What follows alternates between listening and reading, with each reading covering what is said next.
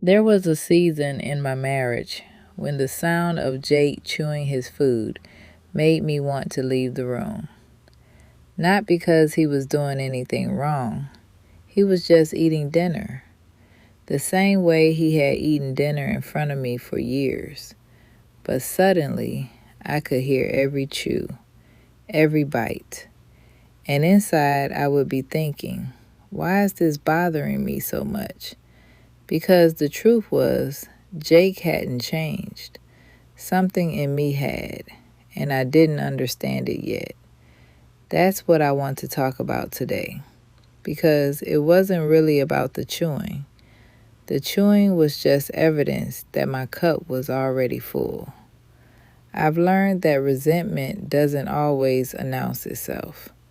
Sometimes it shows up as irritation over the smallest things: a sound, a habit, a tone.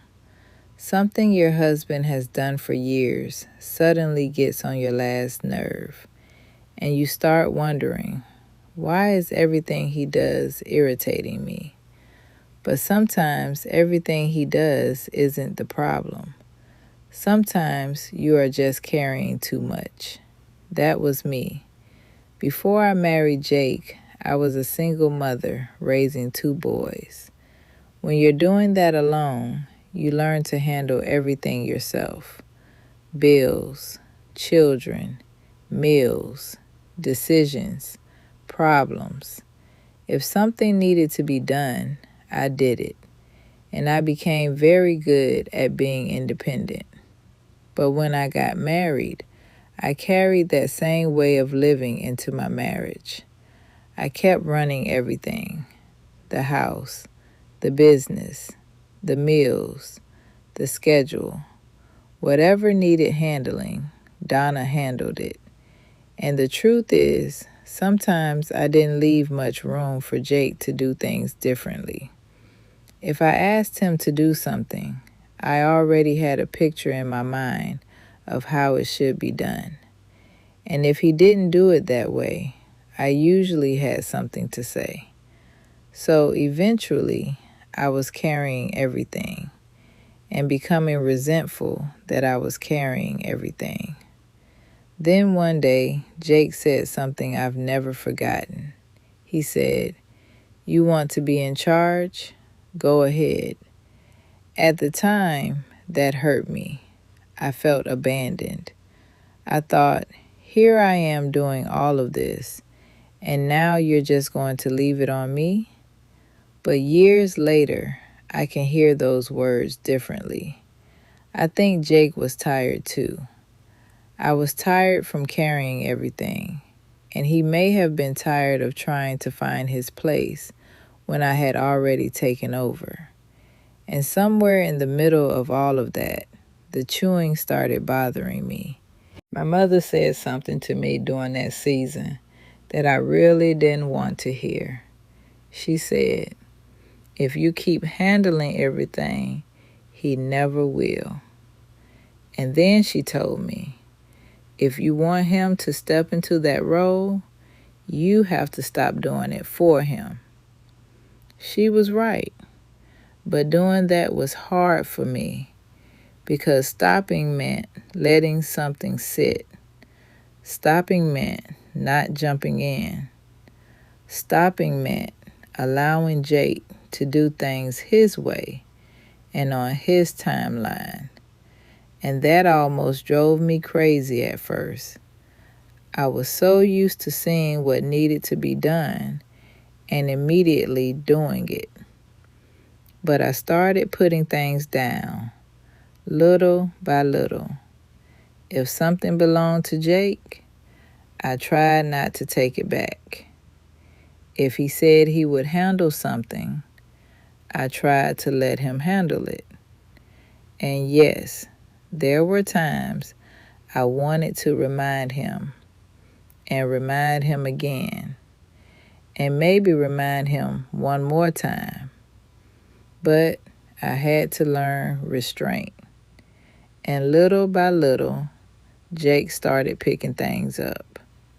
Not perfectly, not immediately, but he did.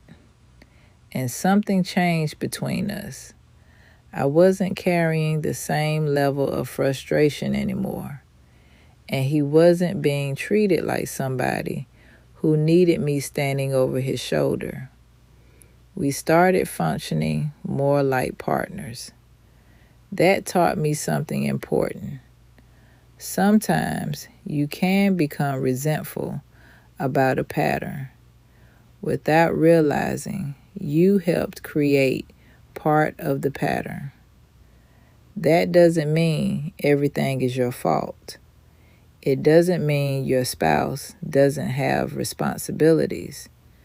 But sometimes you have to ask yourself, what part of this can I change? For me, I could stop doing everything. I could communicate better. I could let Jake handle things differently than I would. And I could stop assuming that different meant wrong.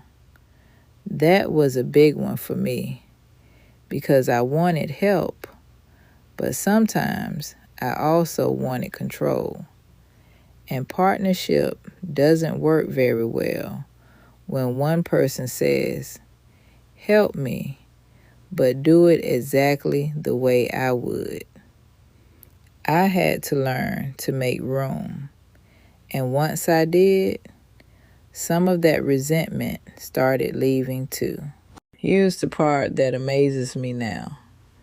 These days, when Jake sits across from me eating dinner, I don't even notice the chewing.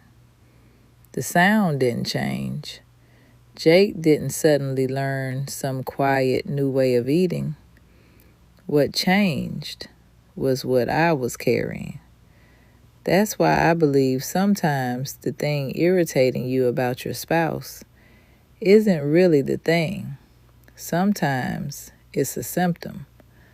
So if something small is suddenly bothering you more than it should, it may be worth asking yourself, what's really going on underneath this?